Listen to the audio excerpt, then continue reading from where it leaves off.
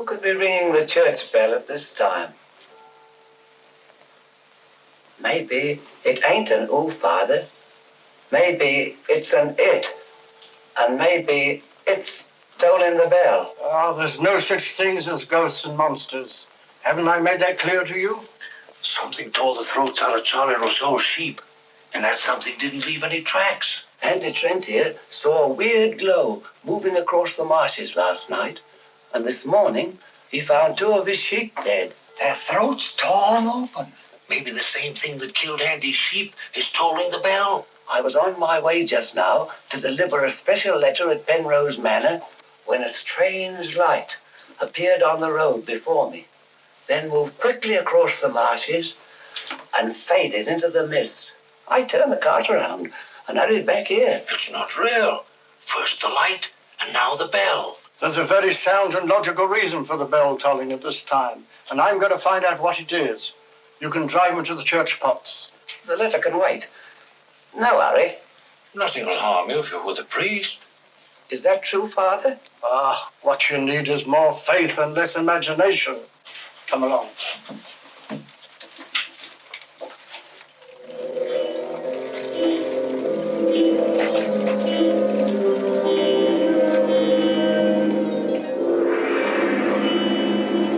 I'd better deliver that letter to the manor.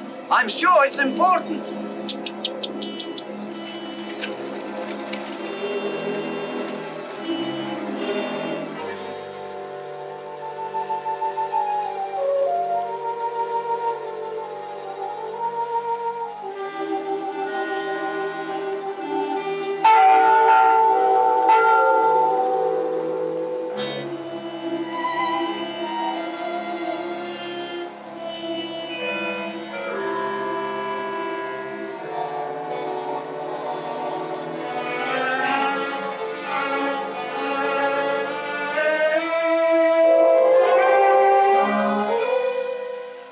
Goodness, that bell has stopped. Odd. It's tolling at this time of night. I don't like it. What with this phantom roaming the marshes? I saw it again tonight. Who would that be?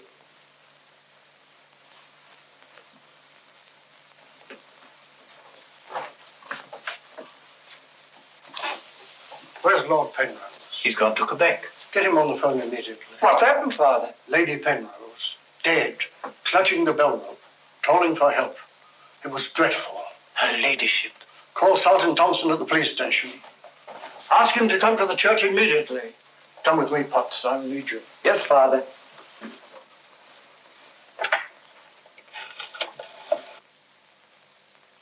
Operator, put me through to Quebec. Lord William Penrose. Yes, he's addressing a meeting of the Royal Canadian Occult Society at a Quebec hotel. It's urgent, sir. Page? Yes, sir? Lord Penrose. The Morte Rouge is on the telephone. It's urgent. It's in the gold room. Yes, sir.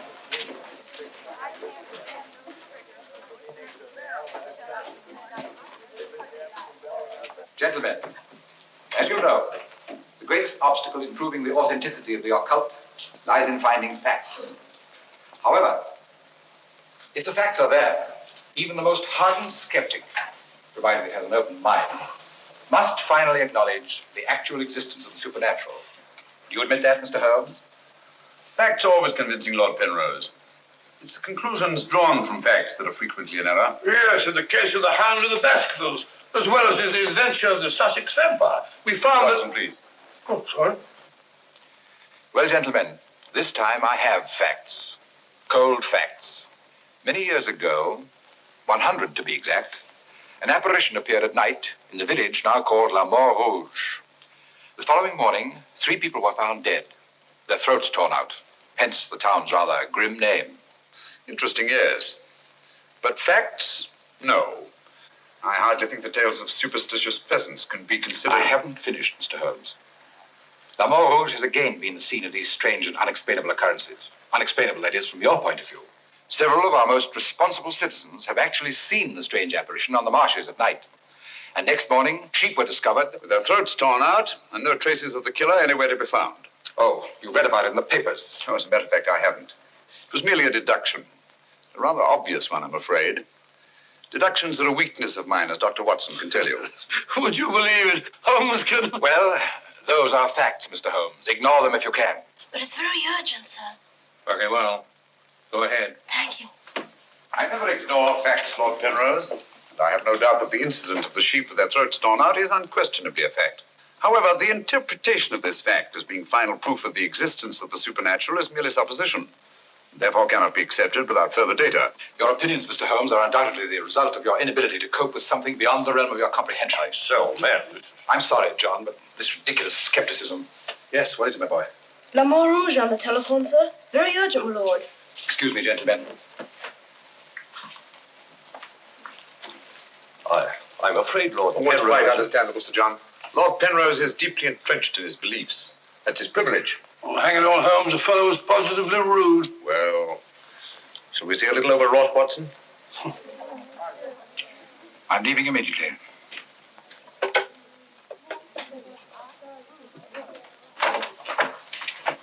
Order my card, Watson. Hurry. Yes, sir.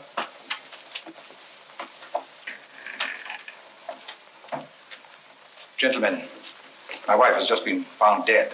Her throat torn out. In exactly the same manner as the sheep. This is terrible. I say, you don't think that it's... Undoubtedly, Mr. Holmes, you would call it murder by person or persons unknown. I'm sorry. If I can be of any assistance... Thank you, no. I'm afraid the happenings in Morte Rouge wouldn't interest you, Mr. Holmes. Under the circumstances, I think we should adjourn. Yes, indeed, Sir John. Holmes, what a terrible thing. Mr. John, would you be good enough to convey our condolences to Lord Penrose? Yes, I'd be glad.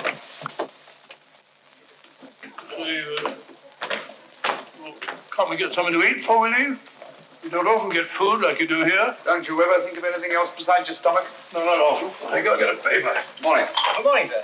I imagine you'll be glad to get back to London, Mr. Holmes. Yes, indeed. Oh, by the way, there's a letter for you, sir. Thank you.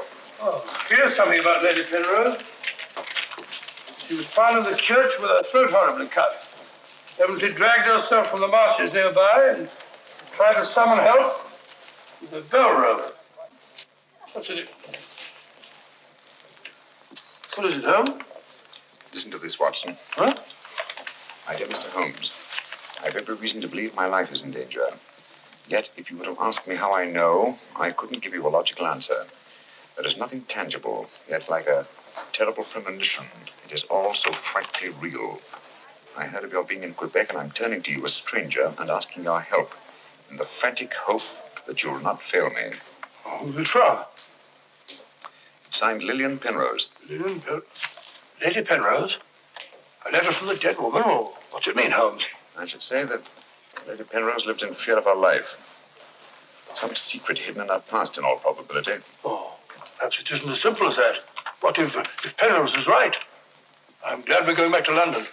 Things like that can't happen in Baker Street. More's the pity, Watson. Huh? Do you know a village by the name of Morte Rouge? Yes, sir. It's about 12 miles from here, up towards the falls. Thank you. Great Scott, Holmes. You mean you're going to take on the case? Quite. Telephone the airport and cancel our reservations, will you? Certainly, sir. Consider, Watson, the irony, the tragic irony.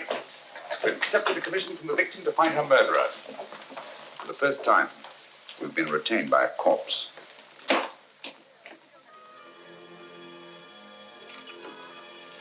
Doesn't seem to be a bell. Never mind, come along. Do you think we should?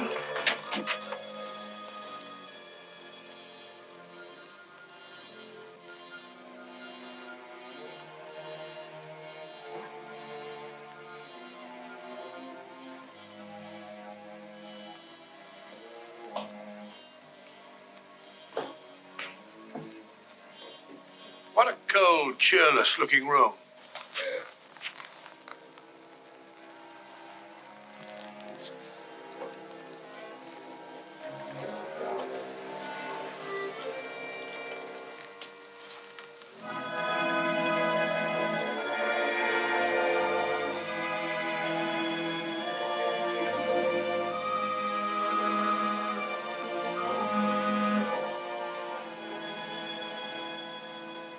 What do you want? Who are you? Mr. Sherlock Holmes. I apologize for this intrusion. Would you mind, gentlemen?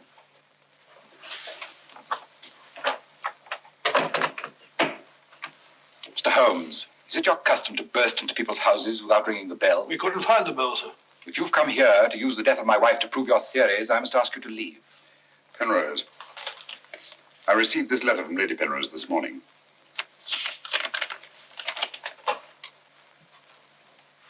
That's it. That was devilish awkward.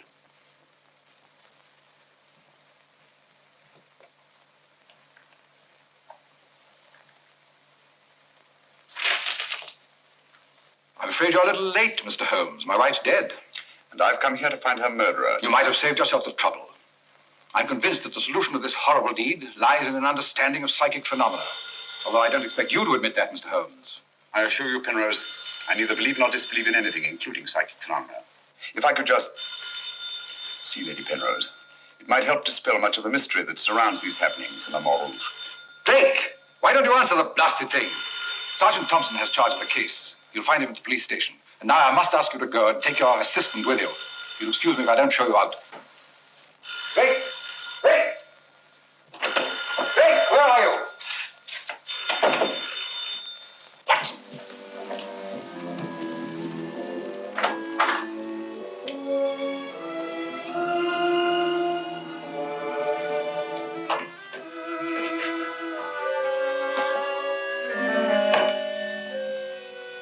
Holmes, I've seen it before. Right, Watson, you have.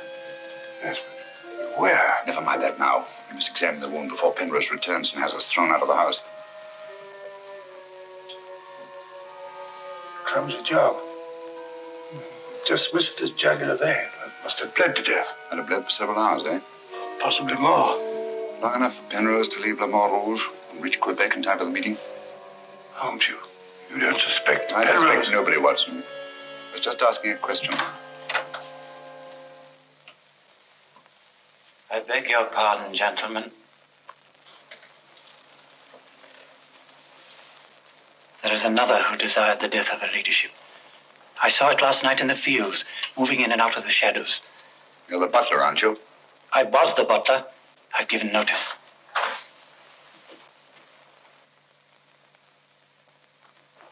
Drake! Get out. Get out of this.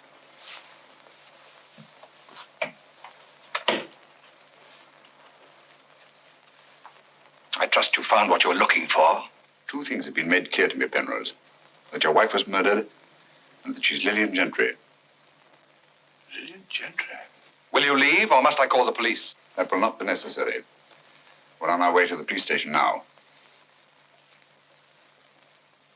The wounds found on Lady Penrose's throat are identical with those found on the throats of the dead sheep. Now, I'm not a superstitious man, Mr. Holmes, but I don't know of any weapon capable of inflicting such wounds, except an animal's claw. Of course, it could be done by a five-pronged garden weeder. Not that garden weeder, Mr. Holmes, that's mine. I use it to weed the garden at the back of the jail. I'm inclined to agree with the Sergeant, Holmes. A weapon such as that would have severed the jugular vein, and death would have followed immediately. Lady Penrose lived long enough to drag herself to the church and toll the bell in a frantic effort to call for help. Yes, I know all about that. But there must be some logical motive instead of all these goblins and monsters. Sergeant, have you ever heard of Lillian Gentry? No, I can't say that I have, Mr. Holmes.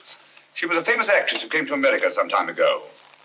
She appeared for many years in the United States and Canada. Then suddenly she disappeared. Her disappearance was never explained, and she was soon forgotten.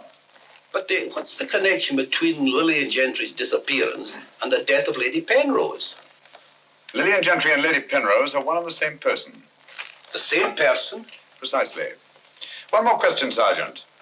Do your files show anyone with a prison record living in Morte Rouge? No, Mr. Holmes. The only person having any connection with a prison is Emile Journet. He came here 2 years ago with his daughter and bought the hotel. He was a guard at Talon Prison. Thank you, Sergeant. I hear there are a lot of prairie chicken in these parts. I'd like to have a bag of them someday. I think that can be arranged, though. Yes, we can stop over to the farmyard and you can shoot all the chickens you want. That's all very funny, Holmes. Here you are, old fellow. We're going to engage rooms at Monsieur Journet's hotel. Landlord! I say landlord! Place seems deserted. Won't be for long if you bill her like that. Landlord! Oh, sorry, Holmes. Got to try and make summer. Yes, monsieur. My dear, have you got a room for us? Yes, monsieur. Good. Sign here, please. I'll sign for us both. Well, thank you. You seem very young to be in charge here. Yes, monsieur. You are Mademoiselle Journay? Marie's your name, monsieur. My dear, you've been crying. Why? Papa's going away. Oh, come now. Is that such a tragedy? Did you cry if your papa were going away, Watson? I don't believe so. This way, monsieur. Bring your bags. Yes, of course. Wouldn't I be unhappy if my father would see my father here? Father died about 20 years ago in Cheltenham.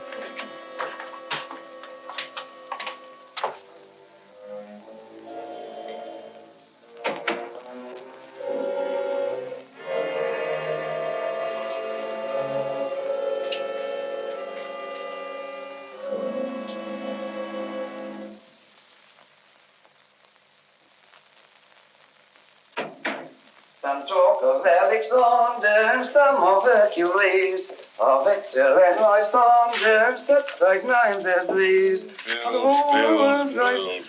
That's the way it goes, Emil. It costs money to be born, and it costs money to die. Do you know who that was in the car? It was Sherlock Holmes. He's here now. What do you think he'll find? Ghosts and monsters. What else is there for him to find? There's nothing. I don't know. You're afraid, Emil. Of course I am, and so are you. Who isn't?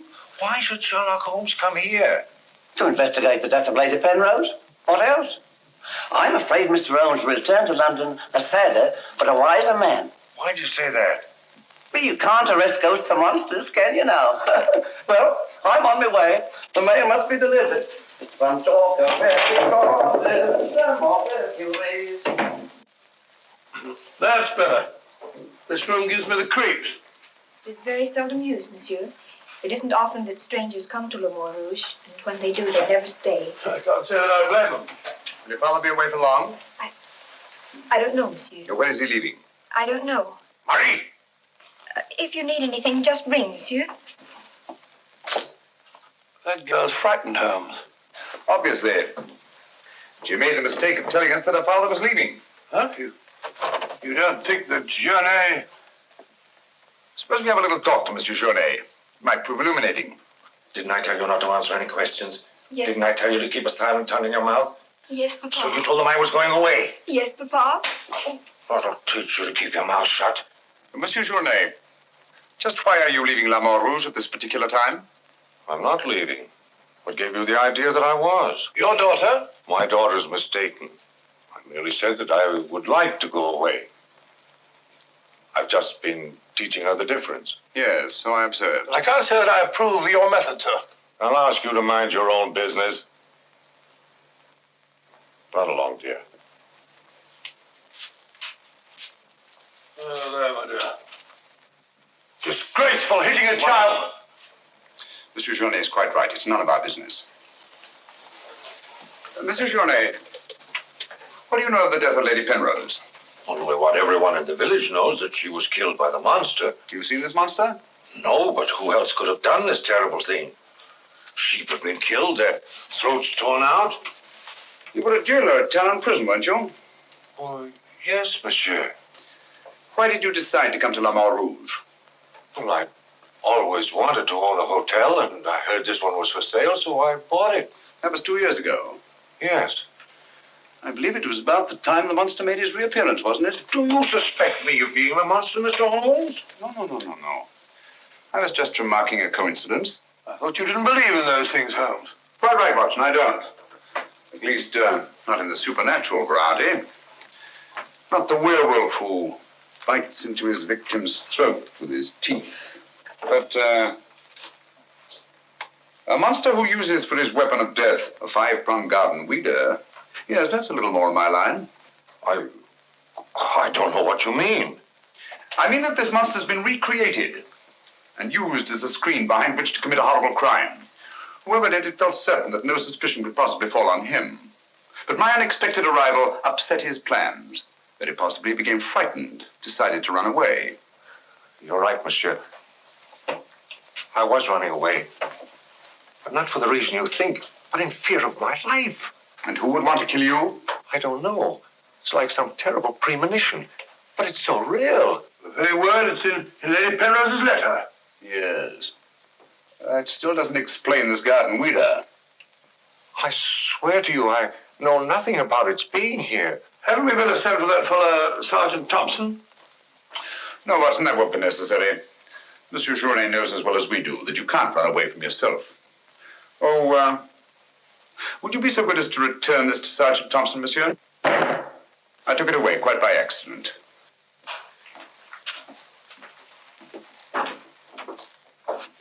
Monsieur Journet knows as well as we do.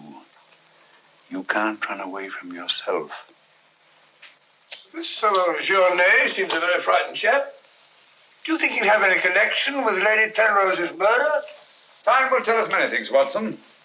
And now, my dear fellow, there's something you can do for me, if you will. Anything, Holmes? I knew I could rely on you. I want you to mingle with the people in the cafe tonight. Find out all you can and keep a particularly sharp eye on Journet. But you sort of take over the case. That's right, old boy. I want to get a good night's rest before starting out again in the morning. Oh, and incidentally, make yourself as inconspicuous as possible, will you? Inconspicuous? You can depend on me.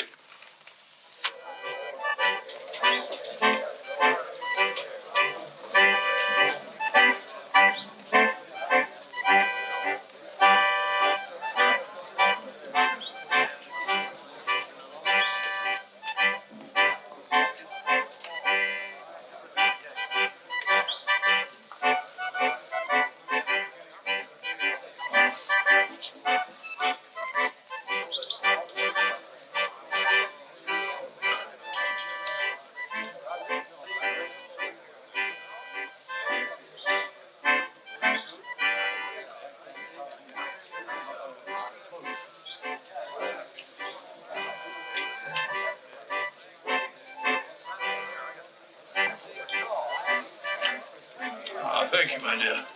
I'm glad to see that the tears are all gone. Are you feeling better? Thanks to you and Mr. Holmes, Papa's not going away. Not going away? Oh, good.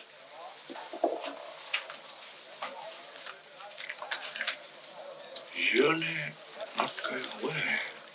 There are many phases of the supernatural, Mr. Drake. Witchcraft, vampires, werewolves, ghosts, monsters. You'll find them all in the history of crime.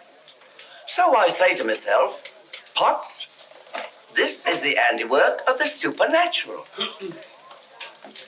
I gather that your name is Potts, that you're interested in the detection of crime. Allow me to introduce myself. My name's Watson, Dr. Watson of 221B Baker Street, London, England. How do you do, sir? Here's the crime. Bigger and better crime. I deduce, my good man, that you're somewhat drunk. Yeah. Sharp he is, sharp as a tack, and just as flat-headed. You might also deduce that I'm leaving this place. Getting out as soon as the bus I'm waiting for hoots its hooter. I believe they say honks its hooter in these parts. Hoots to me, honk to you. Hoot, hoot. My dear fellow, I don't care two hoots whether it's hoot or honk. Oh, that's my bus, gentlemen. I just heard it hoot its hooter distinctly. If you solve this case, let me know. Personally, I'm betting on the monster. You take my advice, Patsy. Get out of this place before they find you with your throat cut.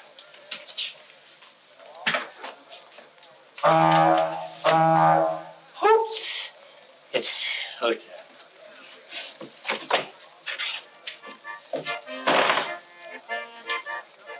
Nervous? Well, the thought of having your throat torn out by some monster isn't likely to make you very gay, Dr. Watson. Indeed. Some of Monsieur Journet's excellent wine will soon remedy that. Marie, would you bring a bottle of this excellent wine for my friend here? Yes, monsieur. Mr. Potts, as a student of the occult, supposing you give me your theory of this murder. You like this wine? Oh, but Dr. Watson, I never drink anything stronger than milk. Teetotaler? No, hiccups. Every time I drink alcohol, I have hiccups. Sorry.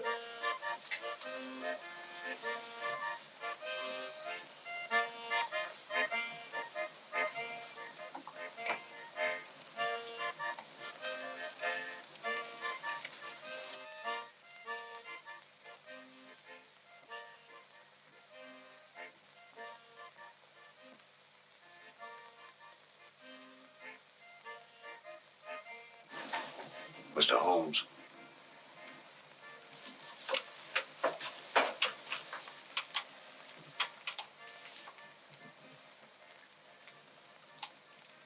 Mr. Holmes.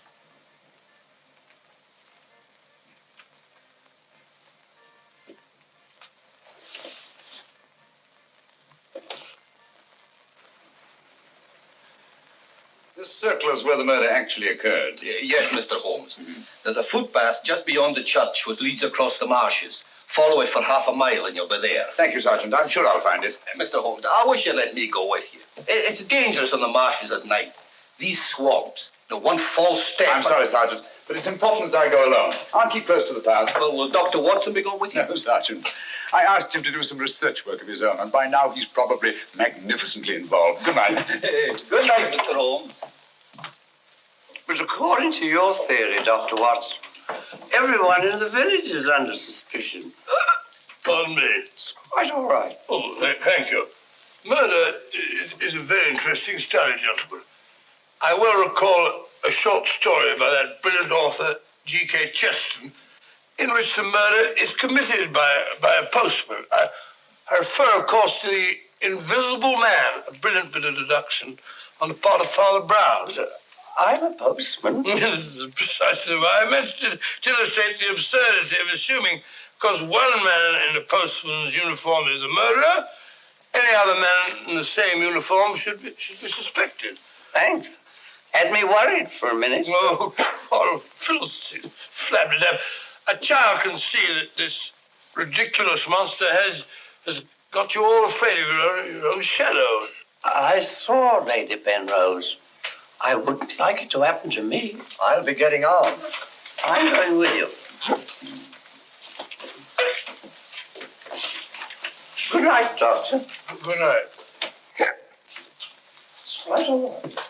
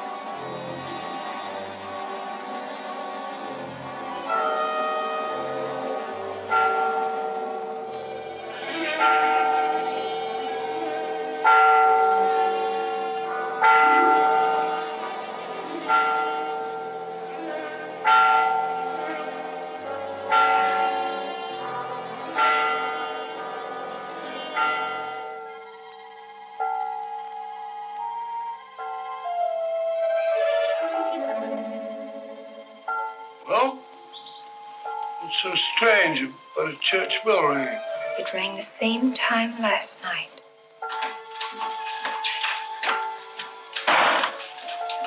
Excuse me, Dr. Watson. Can you tell me if Mr. Holmes is armed? Armed, my dear fellow? Why should he be? He's gone to bed.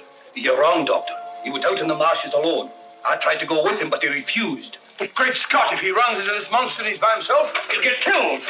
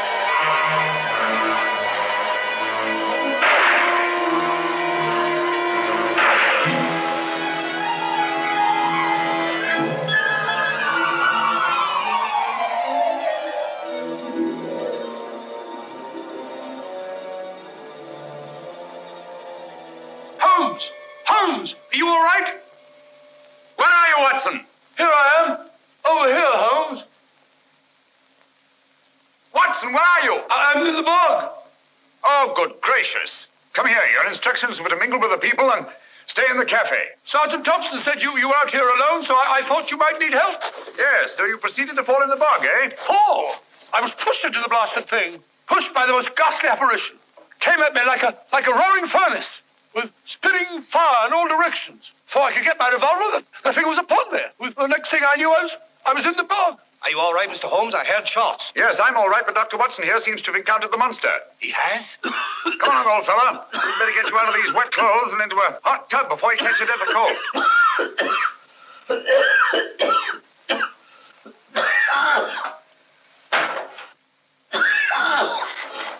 Yeah, you've had enough of that. Drink this. You'll be as fit as a fiddle in the morning. Well, you had such a bad time. I got a right to share your dangers. Thanks, old fellow. You know, I wasn't sure the villagers weren't right. And if it did turn out to be some sort of supernatural monster, well, why should I involve you? Rubbish. However, I did learn something. I can now state positively that our antagonist is not a phantom. But the thing actually spat flames at me. All just a figment of your imagination. The murderer knew I was out on the marshes, and obviously wanted to frighten me. You frightened me, all right. How do you manage the flames? Merely clothing, treated with phosphorus. When the murderer fled, his shirt caught on a tree, and this piece of cloth was torn off. Come in. I'd like a few words with you, Mr. Holmes. I'll come directly to the point. Hello? What happened to your assistant? I'm not his assistant. If you must know, I was pushed into a boggy hole on the marsh. Pushed? By whom? I don't know. Spat fire at me. My good sir, in spite of Mr. Holmes's theories to the contrary, things have been seen and heard on those marshes that cannot be explained away by the use of logic. If I were you, I'd keep away from them. I'm not so sure. Holmes found... Penrose, for the first time in my long pursuit of crime, I confess that I find myself baffled. I'm a detective. I need tangible clues. And up to now, I admit I found none. And you won't. I advise you to leave La Morte Rouge. Tonight, you escaped with your life. Next time, you may not be so fortunate. Thank you for your considerate advice, Lord Penrose. Good night, sir. Excuse me. Oh, good night. I don't like this fellow, Holmes. Why do you think he came here? He wanted to find out if we discovered anything. He seemed very pleased when I told him we hadn't. Now, Watson, there are one or two questions I want to ask Sergeant Thompson. You stay here. I have a vitally important job for you.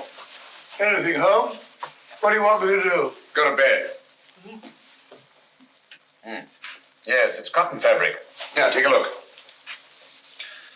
That discoloration, the purple ink must have been spelt on it. Possibly.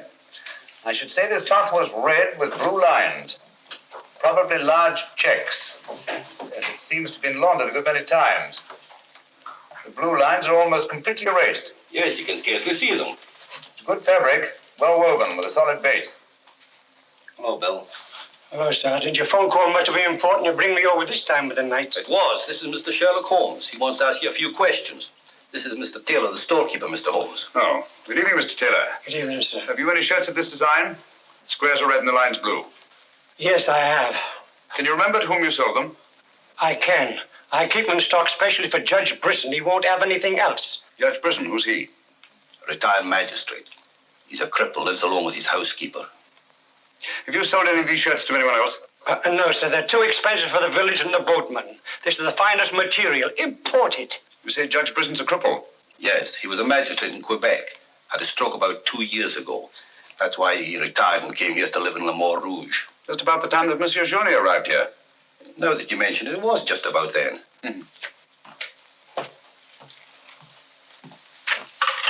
Hello, operator?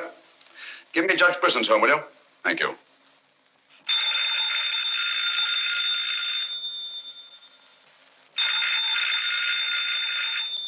Nora. Let it ring. Haven't I told you not to answer the phone at night? Yes, sir. Well, then obey my orders. Yes, sir.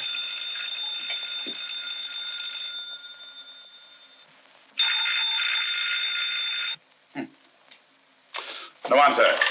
Where do you live? On the Marsh Road. But I don't advise you to go there after dark, Mr. Holmes. The place is a fortress and guarded by a savage dog. I think Dr. Watson and I will have to pay Judge Brisson a visit in the morning. Good night, gentlemen. Good night, Mr. Holmes.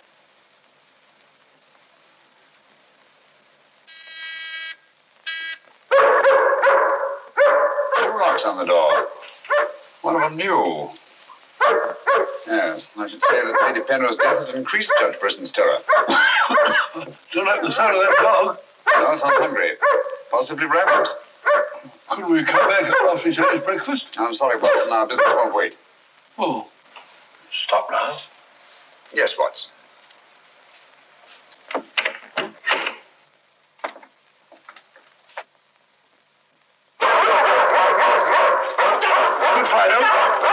Good morning. Good Winnie. Who is it? Sherlock Holmes and Dr. Watson. I telephoned Judge Brisson we were coming. You can't come in. He's given orders no one is to be admitted. You wouldn't want Judge Brisson's death on your hands, would you? No, sir. And you'd better let us in. I'll probably lose my job for this. Not after we've talked to Judge Brisson. My good woman, you keep an eye on that dog. Oh, don't worry, Watson. You know as well as I do. The dog won't touch you if you're with its master or mistress. Well, you know it and I know it. We're quite sure the dog knows it. Good dog. Happy dog. Nice, Winnie. Good, Winnie.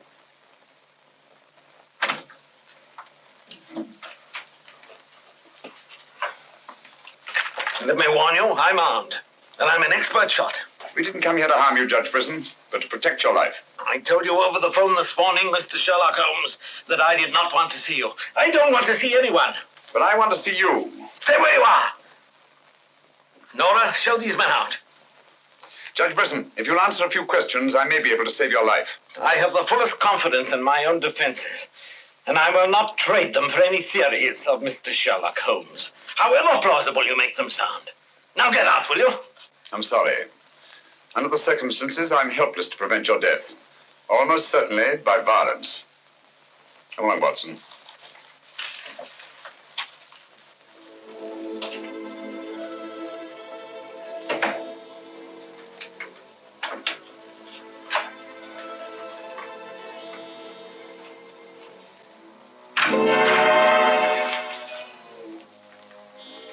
Pardon me. May I trouble you with that envelope? I must have dropped it.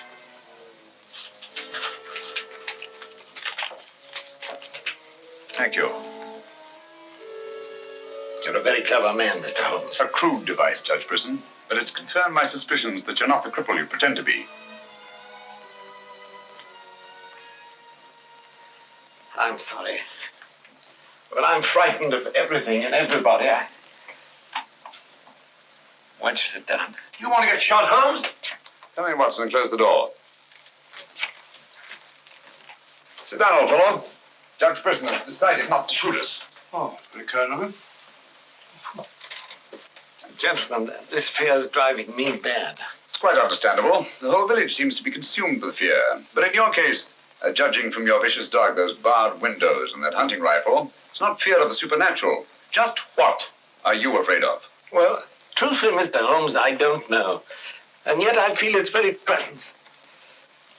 At times, I feel I can almost reach out and touch it. When I first came to Morte Rouge, I had a slight attack. It affected my legs, but, well, I've recovered. And you've continued the deception, using the wheelchair as an excuse for not going about the village. Well, you see, people would be more inclined to accept my hermit-like existence. Yes, naturally. Tell me, Judge Brisson, had you ever heard of Monsieur Journet before you arrived at Morte Rouge? No, I hadn't. How many of these shirts has your housekeeper purchased for you? Oh, 4 or 5. I'm not positive. You still have them? Well, 1 or 2 became badly worn, and I told my housekeeper to give them to a man who was doing some work for me at that time. Can you describe him? No, I'm afraid I can't. That was about a year ago, you see, and, well, I didn't pay much attention to him. He worked in the garden. Could your housekeeper remember him? No, that was a different housekeeper then. She went to the United States. Try to remember, Judge Brisson. Your life may depend on it. I do remember one thing. He had a very slight limp. I used to watch him from that window as he walked across the lawn. Splendid. Continue your vigilance, Judge. And under no circumstances allow anyone to enter the house, even someone you may know well. What's that mean, Holmes? It may mean nothing, Watson, and it may mean everything. I'm quite sure that Sergeant Thompson will have observed a man with a limp in a village the size of Morte Rouge. Good day, Judge, and thank you. Good day, sir. I'm sure Sergeant Thompson will have observed a man with a limp in a village the size of Morte Rouge.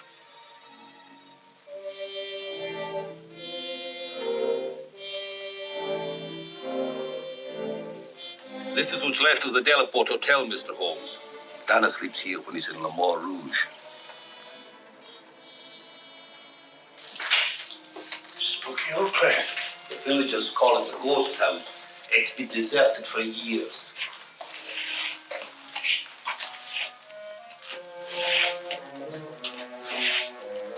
He walks with a limp. A left foot, I think. To the trained ear, Sergeant, footsteps have a characteristic rhythm as identifiable as fingerprints.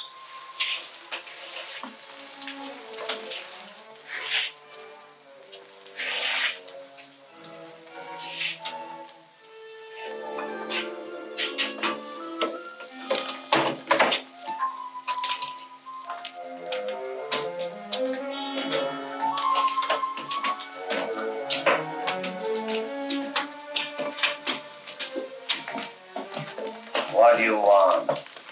Come to have a talk with you, sir. I've done nothing.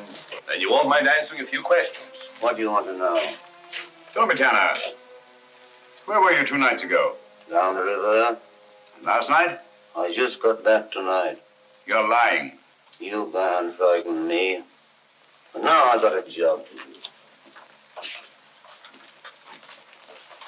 Quite evident that you haven't been on the river within the last 48 hours. Are you trying to make me out the murderer of Lady Penrose? How do you know she was murdered? I'll tell you how you know she was murdered. Because you murdered her. Holmes, look! In there! The monster! That's right, Watson. One of Bristol's shirts, which Tanner here treated with phosphorus. Take him, Sergeant. I'll give you all the evidence later. Look out!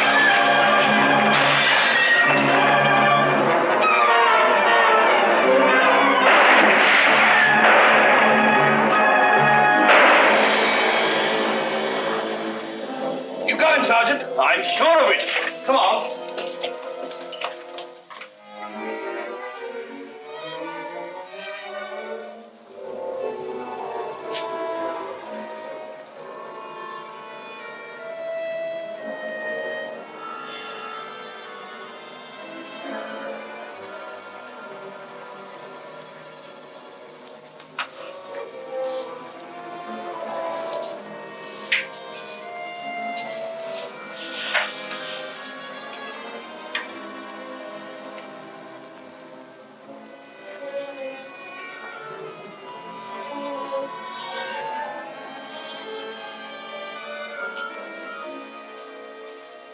I see no reason why we shouldn't leave for home tomorrow. So much for tomorrow. But for tonight, what do you make of this, Watson? I found it in Tanner's room. Just a photograph? That's right, old boy, just a photograph. You notice anything else about it? Part of it's missing. Bravo, Watson. Now, if we can find the missing half, notice the discoloration of the torn edge, faded signature. The upper half was torn off sometime within the last year, I should say. Why all this fuss about an old photograph? Watson, have you ever stopped to think that the science of detection is very much like stringing a handful of beads? I can't say I have. Well, it is. And in this particular case, you might say that I have 5 beads.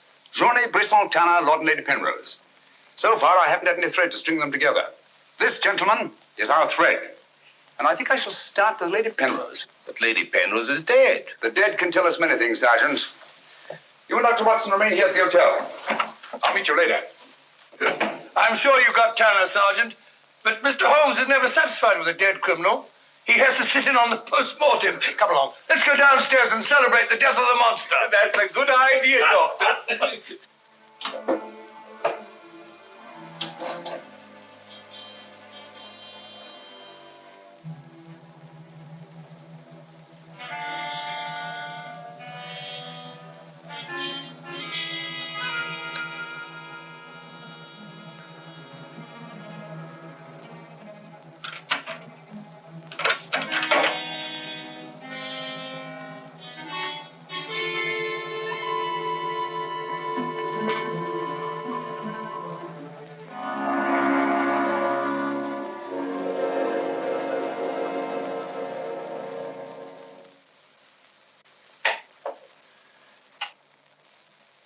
So the great Sherlock Holmes becomes a common thief.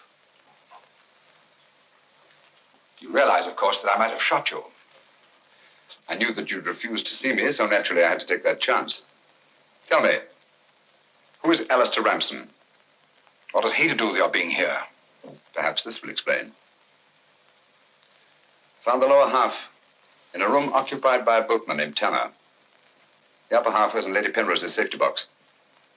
Alistair Ramsden murdered a fellow actor in my wife's company. He was sentenced to life imprisonment. The whole thing was a great shock to her. So she retired from the stage and you married her shortly after?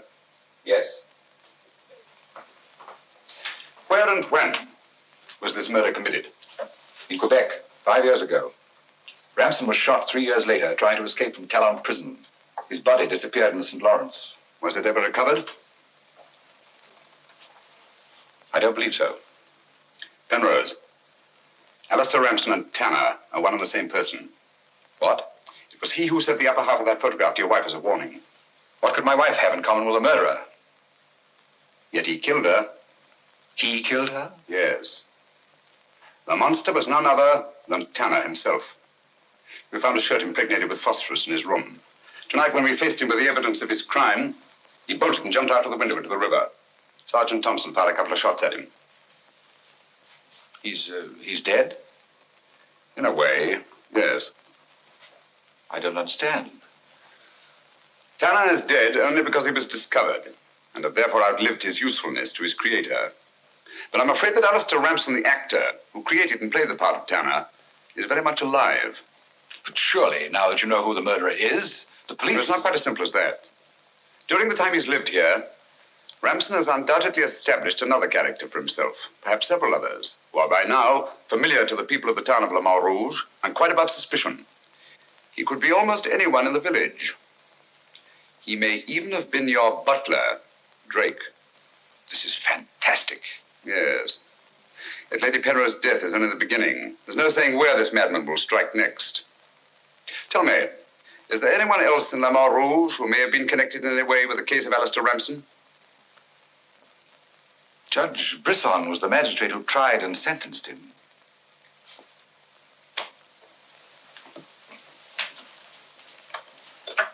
Operator? Operator, give me Judge Brisson's home. It's urgent.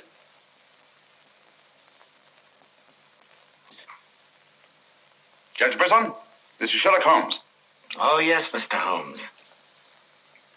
Oh, I'm quite all right, thank you. I've chained up the dog, as you asked. As I asked? I haven't telephoned you before. Somebody's obviously imitated my voice in order to gain access to the house. Well, certainly, Mr. Holmes. I'll lock all the doors and await your arrival. Yes.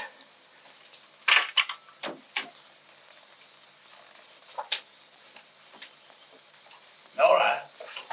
Nora! If I can be of any assistance, Mr. Holmes... Thank you, but I'm afraid... You think Judge Brisson's life's in danger? I only hope I'm in time to prevent a second murder.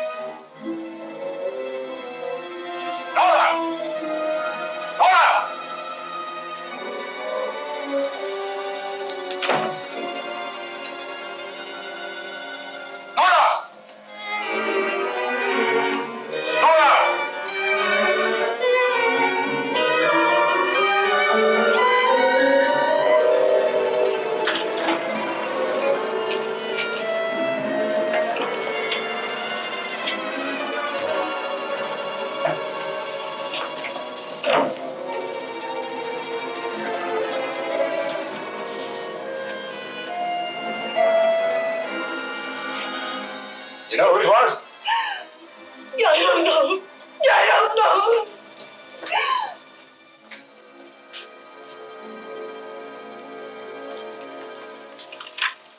Hello? Operator, Monsieur Journet's cafe. I want to speak to Sergeant Thompson. It's urgent.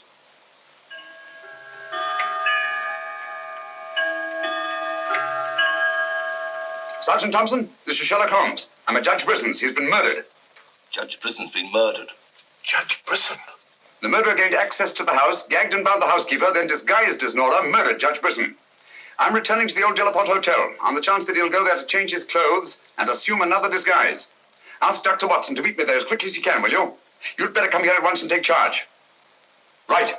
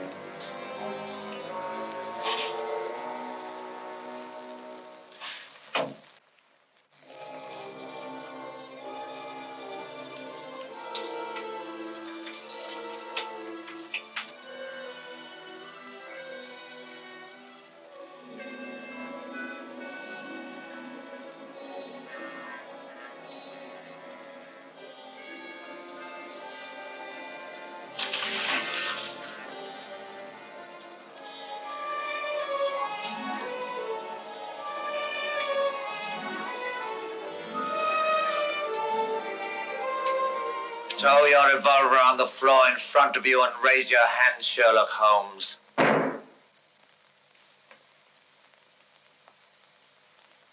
I should have thought you would have helped more at home in the spotlight. I see you finally identified me. Jack Tanner and Nora the housekeeper were brilliant. You should really take a bow. It's too bad you appeared on the scene when you did, and I had to ring down the curtain on the monster. Your recreation of the monster of Morte Rouge as a means of murder must have given you great satisfaction. Why did you kill Lady Penrose? I see no reason why I shouldn't tell you. I couldn't bear the thought of another man possessing her. And Judge Brisson? During the trial, I grew to hate him. And when he sentenced me to prison, I vowed that someday I would escape and kill him. I see. Obviously, you planned still another murder. Otherwise, you'd have returned to the safety of your first disguise and defied me to find you. You're right. I am. There were 3 people in my life who had no right to live. 2 have already died. The 3rd remains. Tonight, I shall kill him. Mr. Holmes, I've always had the greatest admiration for your talents. Thank you. Your performance in this case has also been brilliant. So brilliant that I'm afraid I'm going to have to ring down the curtain on it a bit prematurely. Mr. Ramson, we are artists in our fashion, not creatures skulking in alleys. If our positions were reversed, I shouldn't think of sending you to your death. Lacking a few stray pieces of the puzzle? What do you want to know? The name of the 3rd person. I have no objection. If there is a hereafter, which I doubt, you and he will meet very soon, Mr. Holmes. The name of the 3rd person is...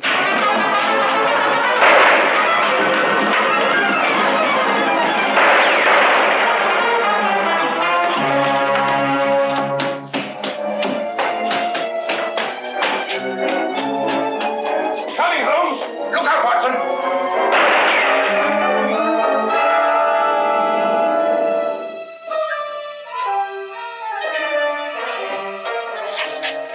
All right, Watson. Where is he, Holmes? Gone. Thank heavens you're safe. Thank heaven you came and you did. this, Watson. Got it.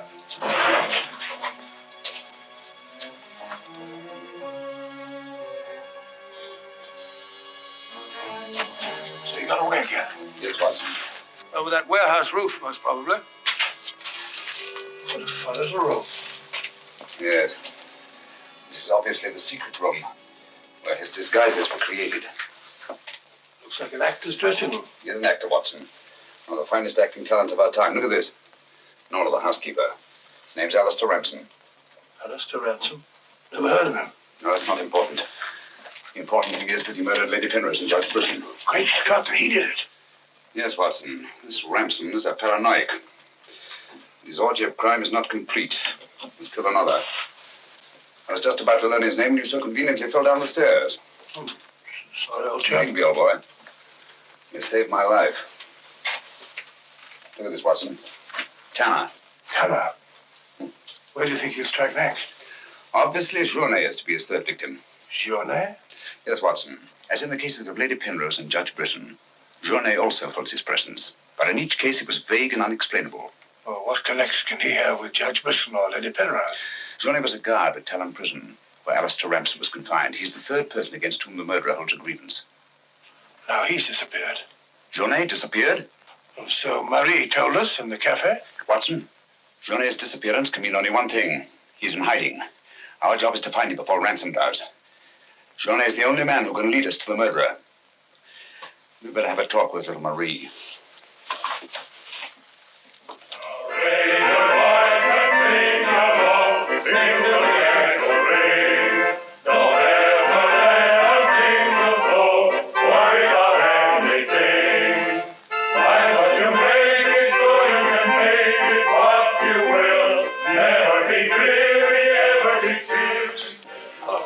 Have you seen Marie? No. Have you seen her? Can't say I have.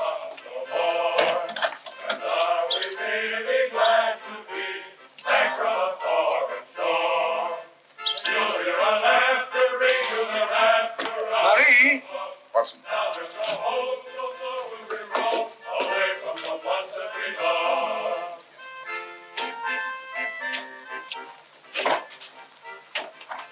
What is it, huh? I'm afraid we're too late. Marie.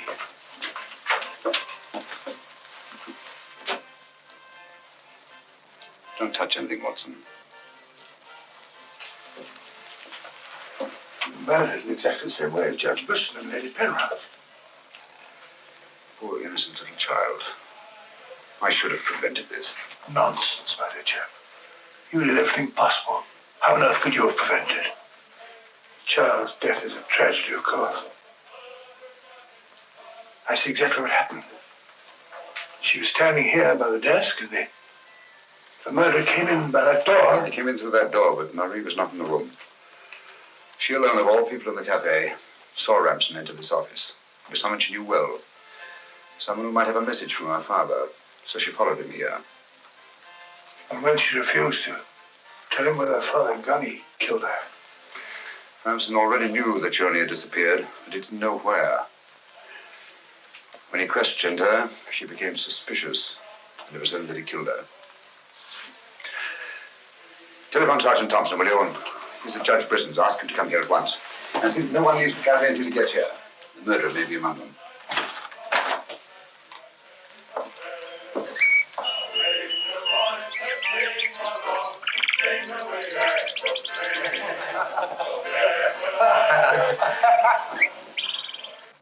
What could have happened to Holmes? He's been away all day. It's very unfair of him keeping me in suspense like this. He knows how worried I become. He continues to do it, and do you know why? He actually enjoys making me miserable. Half a mo.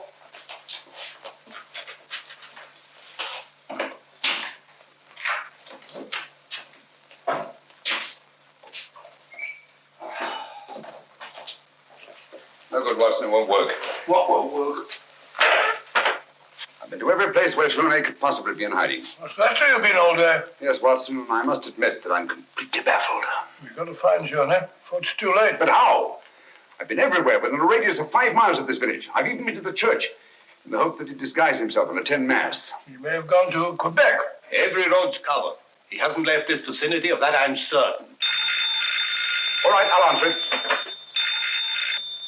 Hello? Hello?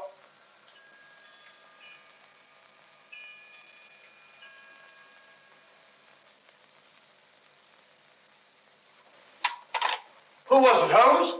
Watson, get your hat and coat. You're very rude, Holmes. You leave me all day long with that very dull inspector. I ask you a perfect polite question, and all you say is, Watson, get your hat and coat. We're going to find Journey. Sergeant, you wait here till I call. Watson, do this. Watson, do that. Watson, get your hat and coat. Watson, take it out. Watson, Brisson's house. Watson, this, Watson. It's my opinion that Judge Brisson's house is the last place that you'll find Journey. Put yourself in Journey's position, Watson. Where's the most likely place that Ransom would look for you? Certainly not in the very house in which he's just killed one of his victims.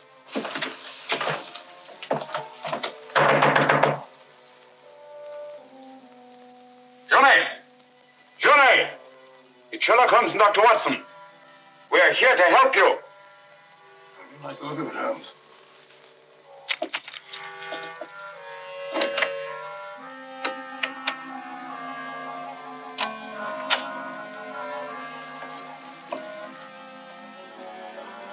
Holmes! Holmes! Where are you? Here I am, Watson.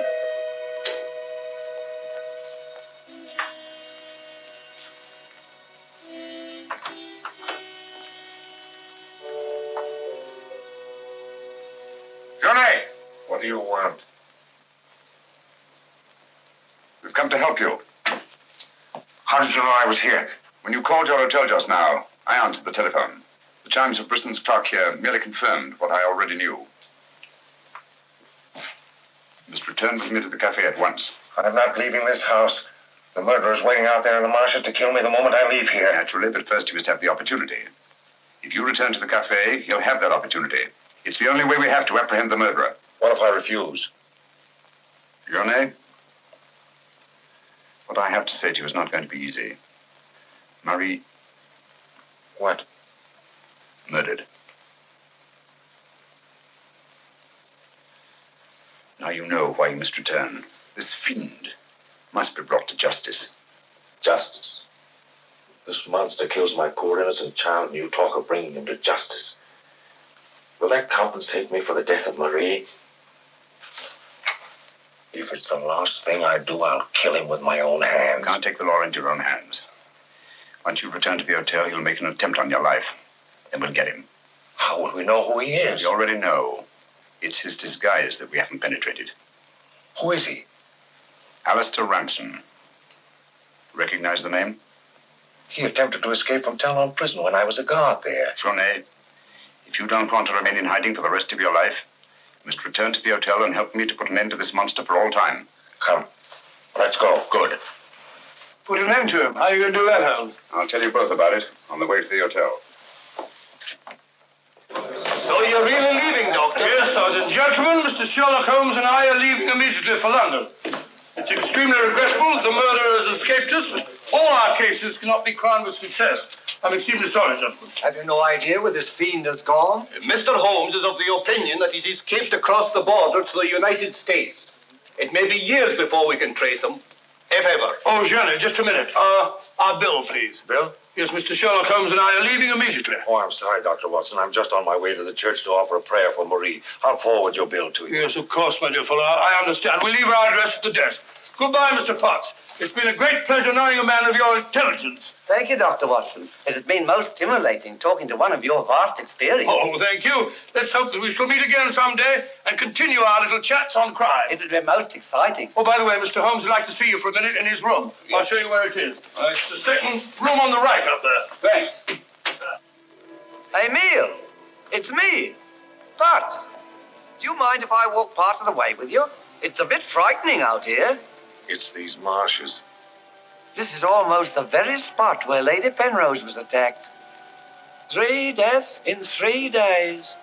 It's a pity Marie had to be killed. She was such a sweet child. 3 deaths in 3 days. And still one more to be accounted for. You were frightened, Amy. It's strange to see you showing fear. The man I hated at Talon Prison.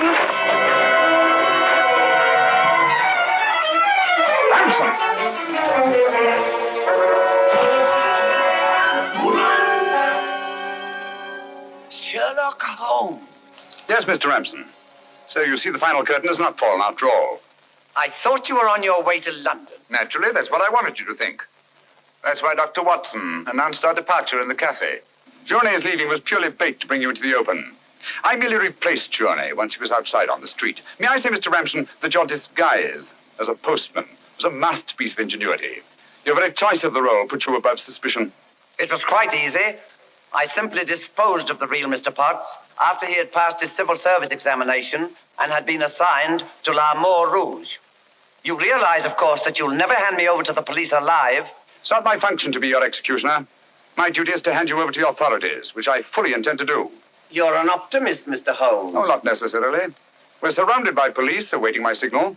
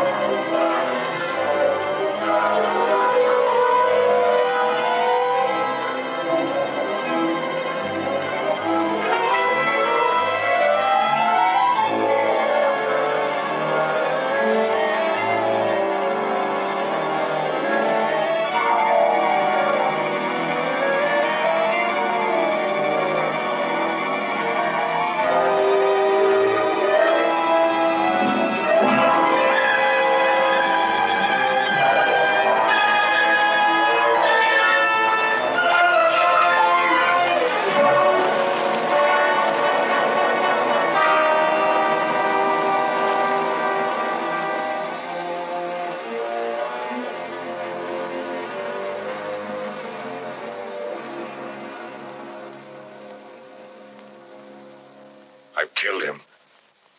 With this. Ransom's instrument of death has been his own executioner. Well, gentlemen, our search for the monster has ended where it began, on the marshes. Hey, Watson? Watson, where are you? Why isn't he here? He was with us a minute ago. Watson! Here I am, Holmes. Where are you? I've fallen in another hole.